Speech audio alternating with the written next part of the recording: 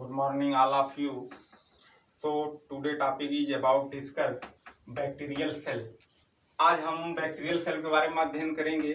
इसके पहले आपको बैक्टीरिया की डिफिनेशन बताया गया, बैक्टीरिया बताया गया और कैरेक्टर बता दिया गया। अब आज बैक्टीरियल सेल के स्ट्रक्चर हम अध्ययन करेंगे। बैक्टीरियल सेल, कोई भी बैक्टीरिया होगा, कोई भी ऑर्गेनिज्म होंगे, जितने भी माइक्रो ऑर्गेनिज्म हो चाहे मैक्रो ऑर्गेनिज्म हो, सबके अंदर सेल का निर्माण होता है और उसी सेल के फॉर्मेशन में ही सेल स्ट्रक्चर बनता है। जैसे ये कंप्लीट सेल स्ट्रक्चर में क्या क्या होने चाहिए, ये सब कुछ होता है। अब देखिए, जो सेल स्ट्रक्चर है आपका एक शेप दिखाई दे रहा है, अंडे के आकार की तरह दिखाई दे रहा है।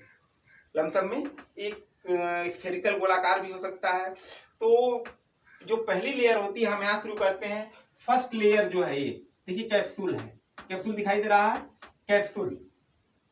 कैप्सूल जो पहली लेयर होती है, first layer is also called capsule. इसका मेन वर्क क्या है? Protection of the cell wall. ये जो नंबर 2 की लेयर होती है सेल वॉल की, इसको प्रोटेक्शन का कार्य करता है, सुरक्षा प्रदान करता है। और ये कैप्सूल हमने देखिए लिखा भी है, surrounded by A slime layer, चारों तरफ से बना होता है। कंपोस्ट ऑफ पॉलीसेक्राइड किसे बने होते हैं? पॉलीसेक्राइड से बने होते हैं, पॉलीपेप्टाइड से बने होते हैं एंड पॉलीसेक्राइड प्रोटीन के बने होते हैं। और क्या वर्क क्या है? Protection of the cell wall, सुरक्षा प्रदान करना, राइट। तो फर्स्ट लेयर को हम क्या बोलते हैं? फर्स्ट लेयर को कैप्सूल बोलते हैं। Protection of the cell wall किससे बना होता है? पॉलीसेक्राइड से मिलकर बना होता है, राइट। अब नंबर 2 है सेल वॉल। जो सेकेंड लेयर है उसको क्या बोलते हैं? हम सेल वॉल बोलते हैं। तो सेल वॉल क्या है? सेल वॉल एक स्ट्रक्चर का काम करता है, एक शेप साइज धारण करने का काम करता है। सेल वॉल से ही जो बैक्टीरिया एक सेल स्ट्रक्चर डेवलप कर जाता है और ये सेकेंड लेयर कहलाती है। ठीक कैप्सूल के नीचे की जो ये लेयर हो दिखाई आपको दे रही है, इस लेयर को हम बोलते हैं सेल वॉल, राइट। इस सेल वॉल से कंपोस्ट आप किसे बने होते हैं? तो पॉलीसेक्राइड से बने होते हैं, लिपिड एंड एमिनो एसिड से बने होते हैं, राइट। किससे बने होते हैं? पॉलीसेक्राइड से, लिपिड से एंड एमिनो एसिड से बने होते हैं। आउटर लेयर देखिए, इसमें 2 लेयर होती है। एक जो बाह्य लेयर होती है, ये लेयर, इसी ठीक लेयर मतलब कैप्सूल के ठीक नीचे वाली जो लेयर होती है, ये रिजिड होती है, बट इनर लेयर जो ये लेयर होती है, ये फ्लेक्सिबल होती है। अपर लेयर जो इसके ऊपर वाली जो लेयर होगी वो रिजिड होगी, कठोर होगी, एंड इनर लेयर क्या होगी? फ्लेक्सिबल होगी। इसका वर्क क्या है कि एक शेप धारण करने का काम करता है सेल वॉल, राइट। देखिए हमने थोड़ा लिखा भी है कि polysaccharide, lipid and amino acid are contain और outer layer rigid and inner layer are flexible. Number 3 है प्लाज्मा मेम्ब्रेन। देखिए ये थर्ड लेयर जो कहलाती है, इस लेयर को हम बोलते हैं प्लाज्मा मेम्ब्रेन। ये लेयर जो कहलाती है, ये प्लाज्मा मेम्ब्रेन कहलाता है। तो थर्ड लेयर है प्लाज्मा मेम्ब्रेन।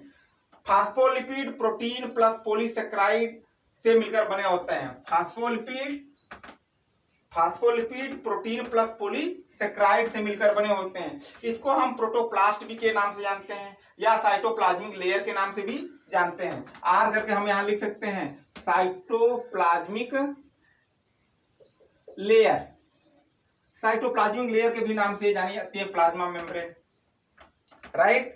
अब उसके नीचे देखिए हमने फ्लैजिला के बारे में जो मेन टॉपिक हमने लिखा, फ्लैजिला अधिकतर special type of protein known as flagellin. यह स्पेशल टाइप ऑफ स्ट्रक्चर होता है, हेयर लाइक स्ट्रक्चर होता है, इसी को हम देखिए फ्लैजिला कहते हैं।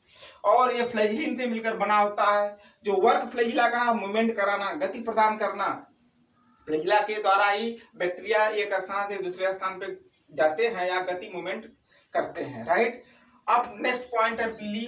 देखिए पीली ये स्ट्रक्चर है आपका। पीली पूरे शरीर भर, बॉडी भर इनके रूम हेयर लाइक स्ट्रक्चर भी बने होते हैं ऐसे पीली। और इनका मेन वर्क है पीली का कि work attach the other cell. जब रिप्रोडक्शन का समय होता है तो कंजुगेशन के टाइम पीली के द्वारा ही एक दूसरे से अपने अपोजिट से एक टच कर जाते हैं और चिपक जाते हैं। इसका वर्क है इस पीलिन से मिलकर बना होता है, राइट। अब नेक्स्ट है साइटोप्लाज्म। जो साइटोप्लाज्म है देखिए ऑल लिक्विड बॉडी है। साइटोप्लाज्म में it is a soluble protein and lipid. इसके अंदर जो लिक्विड मटेरियल इसके अंदर भरा रहता है वो साइटोप्लाज्म पूरा कहलाता है। अब ये साइटोप्लाज्म के अंदर बहुत सारे मटेरियल होते हैं। जो लिपिड मटेरियल होता है, सॉल्युबल प्रोटीन होता है और लिपिड होते हैं, ये सब इसी साइटोप्लाज्म में ही मिलकर बने होते हैं। उसके बाद न्यूक्लियस, देखिए न्यूक्लियस है नॉट वेल डेवलप, ये न्यूक्लियस वेल डेवलप नहीं होता, पूर्ण रूप से विकसित नहीं होता, लेकिन होता है, पूर्ण रूप से विकसित होता है, पूर्ण रूप से नॉट वेल डेवलप, पूर्ण रूप से कंप्लीट विकसित तो नहीं होता, लेकिन पाए जाते हैं। और इसमें प्रोटीन नेटवर्क नहीं पाए जा सकते हैं।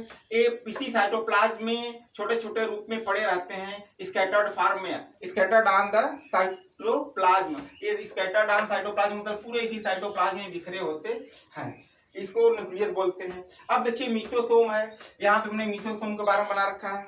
ये mesosome which contain respiratory enzyme, ये रेस्पिरेटरी एंजाइम को बनाते हैं, ये रेस्पिरेटरी एंजाइम बनते हैं जिसे रिप्रेशन का काम को हो सकता है, कर सकते हैं सेल। और ये मीसोसोम इसी प्लाज्मा लेयर से बने होते हैं, बहुत जगह पाए जाते हैं इसी प्लाज्मा लेयर में। इस तरह मीसोसोम जगह जगह बने रहते हैं और रेस्पिरेटरी एंजाइम का काम, रेस्पिरेशन काम करते हैं।